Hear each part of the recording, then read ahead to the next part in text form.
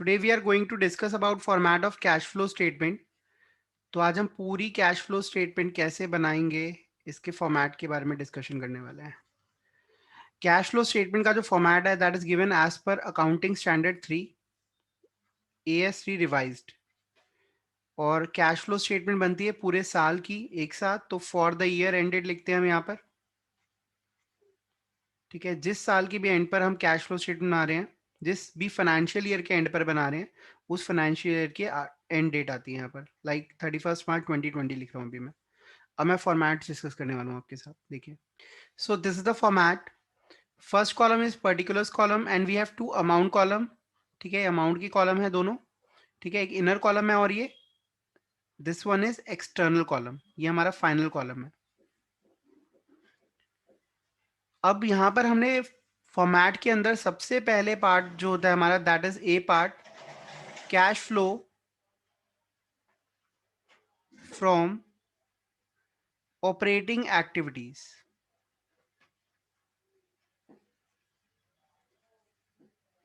ठीक है, तो इसको हमने कैसे बनाना है कैश फ्लो स्टेटमेंट को, ये आप फॉर्मेट को सीखेंगे. सबसे पहले यहाँ हम लिखते हैं करंट ईयर प्रॉफिट. प्रॉफिट की जगह सरप्लस भी लिख सकते हैं. Before interest tax and dividend. इसके लिए वर्किंग नोट नंबर 1 बनता है जो मैंने आपको लास्ट क्लास के अंदर सिखाया था. तो यहां पर आ जाता है current year profit before interest tax and dividend. After that हमने यहां पर क्या करना है,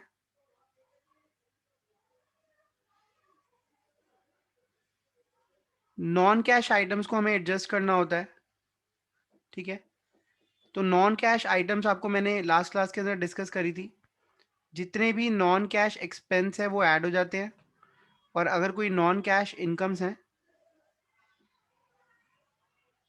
वो लेस हो जाती है क्योंकि उनका कैश फ्लो से कोई लेना देना नहीं है. आफ्टर दैट अगर कोई भी नॉन ऑपरेटिंग या फिर एक्स्ट्रा ऑर्डिनरी आइटम्स हैं जो ऑर्डिनरी कोर्स ऑफ बिजनेस के अंदर नहीं होती, जो इनका रिलेशन जो है ऑपरेशन से नहीं है, उनको हम एडजस्ट कर देते हैं इस हेड के अंदर. ठीक है, ये हेड डालना जरूरी नहीं होता, ये मैं आपको बता रहा हूँ कि ये फिल्टर्स आपने लगाने हैं, इनको आपने हटाना है.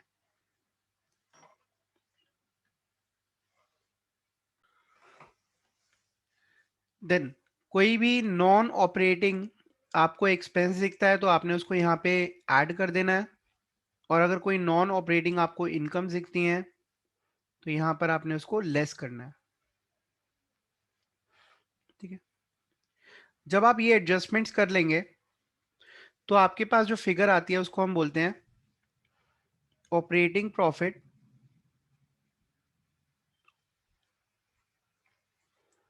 Before change in working capital.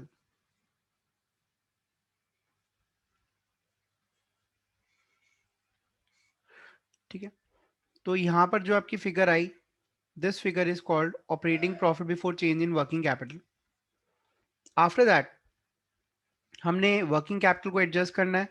Like current assets अगर डिक्रीज हो रही है, ठीक है, या करंट लायबिलिटी बढ़ रही है, तो वो इवेंट्स जो होते हैं यहाँ पर ऐड होते हैं. और अगर करंट एसेट्स बढ़ रही है या करंट लायबिलिटी कम हो रही है तो वो लेस होते हैं. रीजन क्या है, ये जो प्लस हो रहे हैं ये इनफ्लो को इंडिकेट करते हैं जो अभी तक कंसीडर नहीं करा गया था प्रॉफिट के अंदर. और ये जो आउटफ्लोज हैं, ये जो लेस हो रहा है ये आउटफ्लोज को इंडिकेट करते हैं. ये भी आउटफ्लोज अभी तक कंसीडर नहीं करे गए थे प्रॉफिट निकालते टाइम. तो इनको हमने यहाँ एडजस्ट करा, इनकी फाइनल फिगर्स यहाँ आ गई.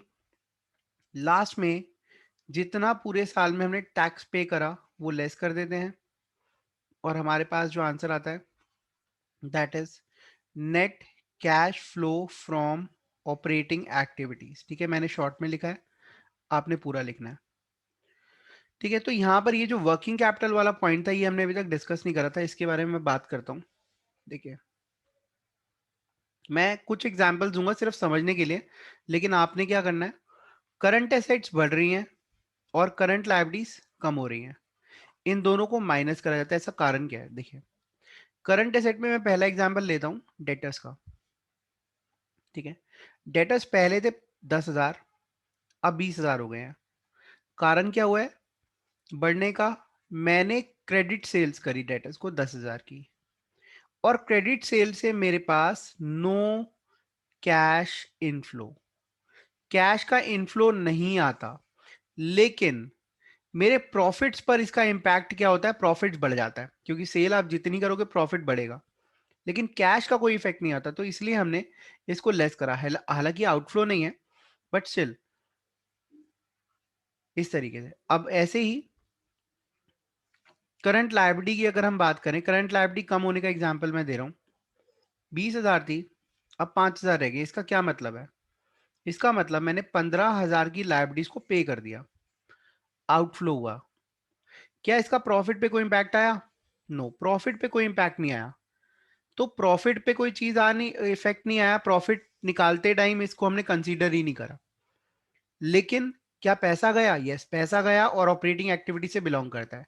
तो एक कुछ इवेंट हैं जो हमें इंडिकेट करते हैं कि भाई कुछ नॉन कैश और कैश ट्रांजेक्शन को प्रॉफिट निकालते टाइम कंसीडर नहीं करा जाता, तो उसको आप यहां पर एडजस्ट कर लेते हैं। सिमिलरली, अगर मैं करंट एसेट्स कम होने की बात करूं तो ऐड होता है, और करंट लायबिलिटी बढ़ती है तो ऐड होता है।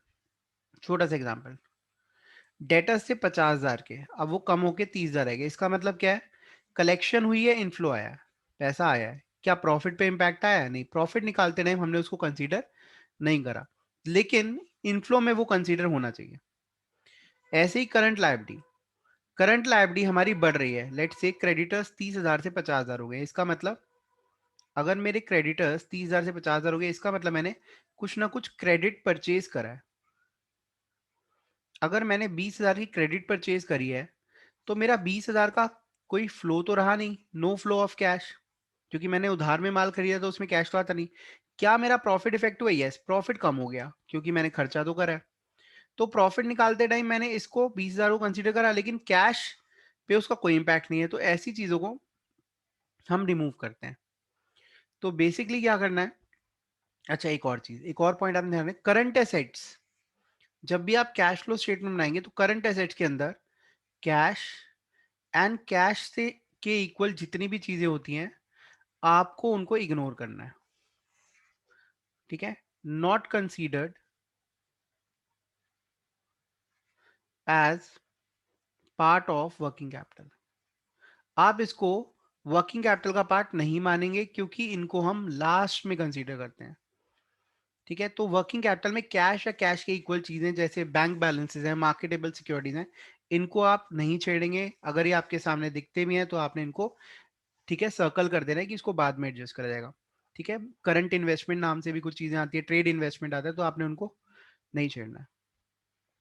तो इसमें कोई डाउट है तो आप पूछ लो, और इसको नोट कर लो फटाफट। Now let's move towards next part, and next part is we are going to do investing activities, cash flow from investing activities। देखिए, इसमें क्या होता है, अगर आपने कोई भी फिक्स एसेट बेची है या फिर कोई इन्वेस्टमेंट बेची है, तो ये इनफ्लो कंसीडर होता है। और अगर आपने कोई भी फिक्स एसेट खरीदी है या कोई इन्वेस्टमेंट खरीदी है और उसके लिए आपने पे करा है, याद है पे भी करा है। कई बार हम उधार में कोई चीज खरीदते हैं या कोई एसेट खरीद के शेयर्स दे देते हैं उसको, तो वो उसका कैश पे कोई इंपैक्ट नहीं आता। तो ध्यान रखना है, वर्ड कैश फ्लो को ध्यान रखना है कि हमने जो चीज बेची उससे कैश आया है क्या, या कोई चेक आया हो। अमाउंट फ्लो होना चाहिए, फंड का फ्लो होना चाहिए, कहीं ना कहीं इफेक्ट होना चाहिए। अगर आपने कोई एसेट खरीदी है, इन्वेस्टमेंट्स खरीदी हैं, तो क्या आपने उसके लिए कोई पेमेंट्स करी हैं? ठीक है, क्या कोई आउटफ्लो आ रहा है, हो रहा है? ठीक है, तो वही यहाँ पर प्लस और माइनस होते हैं। और एक और, that is income from investments. अगर कोई इनकम हो रही है किसी इन्वेस्टमेंट से, यहाँ पर वो आ जाता है। ठीक है, एक क्वेश्चन आता है स्टूडेंट के दिमाग में कि भाई सर प्रॉफिट होता है ऑन सेल या लॉस होता है ऑन सेल, वो आपने क्यों नहीं लिखा? जब प्रॉफिट होता है तो ऑटोमेटिकली सेल वैल्यू ज्यादा मिलती है, और जब लॉस होता है तो ऑटोमेटिकली सेल वैल्यू कम मिलती है। तो हमें उसको अलग से लिखने की जरूरत नहीं है, वो सेल वैल्यू के अंदर ही कंसीडर हो जाता है। ठीक है। इसके बाद हमारे पास जो आंसर आता है, ठीक है, जो फिगर आती है that is net cash flow, मैं शॉर्ट में लिख रहा हूँ, फ्रॉम इन्वेस्टिंग एक्टिविटीज। ठीक है, आपने इसको पूरा ही लिखना है। ये आ गया बी पार्ट का answer. Next is C part, that is cash flow from financing activities. यहां पर हम क्या करते हैं, जो भी इनफ्लोज हैं like proceeds from issue of shares, shares issue करके जो पैसा आया,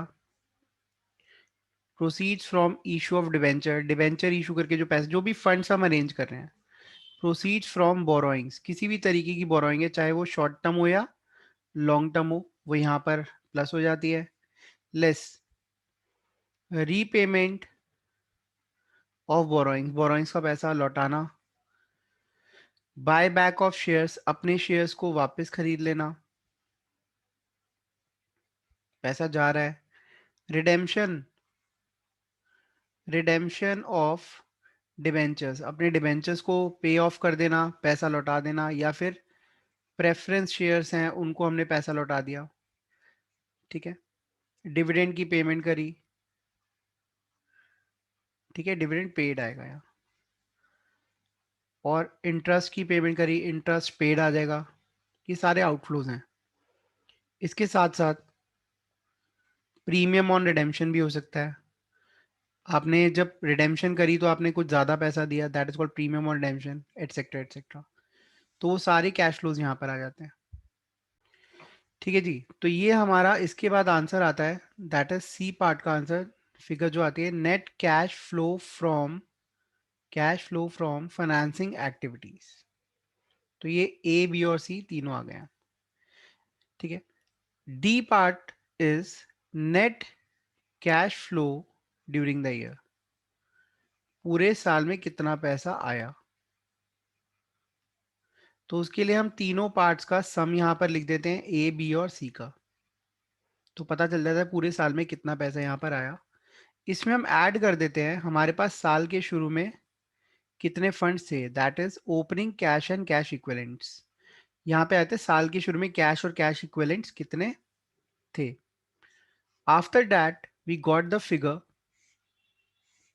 जिसको हम बोलते हैं, सपोज पूरे साल में 10,000 रुपए आए और साल के शुरू में 2,000 रुपए मेरे पास पहले से ही थे, तो अब मेरे पास कितने फंड्स होने चाहिए, 12,000। तो ये हमारा closing cash and cash equivalent से मैच कर जाता है।